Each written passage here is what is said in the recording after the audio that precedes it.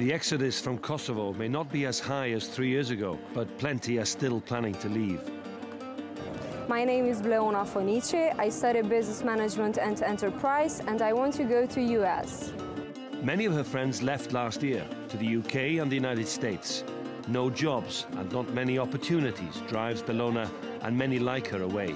To find a job here in Kosovo, you have to have someone who knows someone.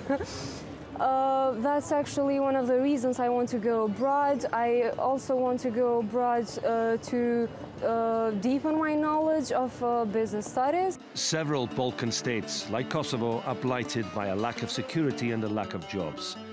Unemployment in Kosovo is around 33%, and the average annual salary is $5,500. It's losing many of its best talents, but an US-funded organization is trying to attract many graduates to return. That Kosovo is the most isolated country in the Balkans. There's a lack of perspective in the horizon that things will move fast enough so for them to find themselves professionally or to contribute.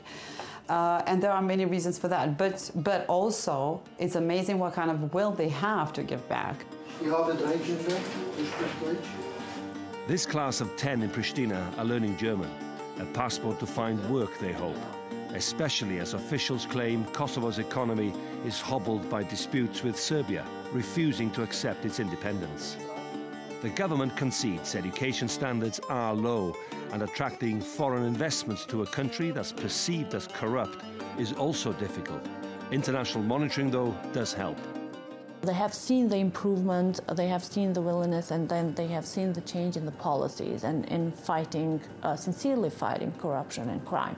But then on the other hand, we also have to do more on changing the perception, because the perception is actually the one that, sticks in the minds of people, investors, potential investors. So obviously we need to do more, and the plan is to actually communicate more with our citizens. Kosovo does have some statistics to be thankful for. The economy grew by 3.5% last year, and unemployment is slightly down.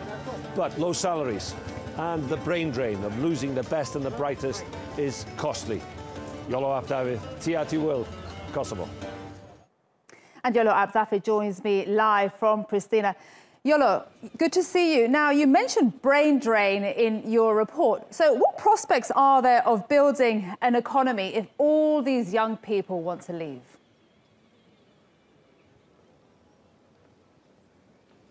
Well, the best people are leaving, and that's part of the problem. Education standards, according to many students, haven't improved over the last 10 years or even 20 years. And we're talking about 20 years since that conflict with Serbia. So a lot of the best people will apply for university abroad, especially in Europe, in the United Kingdom, in Germany and in the United States. And a lot of them will want to do masters abroad. Now, the problem is attracting these people to come back and, of course, enrich the society and enrich the economy here in Kosovo. That's why there is finance available for some groups to try and encourage people to do that. And many do come back to work in Parliament, for instance, or in the government. But it's difficult to attract people back who want to start a business here. OK, let's talk about attracting investment. A politician was shot there last month. It's still not recognised by half the UN members. It relies on 5,000 NATO troops to maintain order. And there is a huge drug trafficking problem. So it's hardly, the poster country for investment. So how does it do it?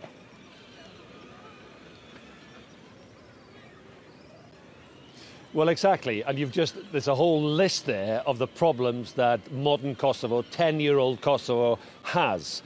But there are many things that when you speak to people, and there are, of course, people who run businesses here, there are politicians who are very influential inside government, in Parliament, and outside as well. And they would say, look, we have a young country. We have a young population. Something incredible, like 70% of the population here is younger than 30 years of age. Now, that is an attraction for many people from the outside.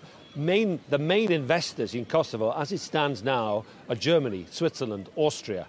And it's, of course, it's no secret why so many young people want to work in those countries, want to learn German and go to those countries. Turkey is another big investor. But when you ask people, who do you aspire to? Who do you look up to? And they will say the United States and Britain because of their role with the war 18 years ago, the NATO involvement afterwards, and then the rule of law here.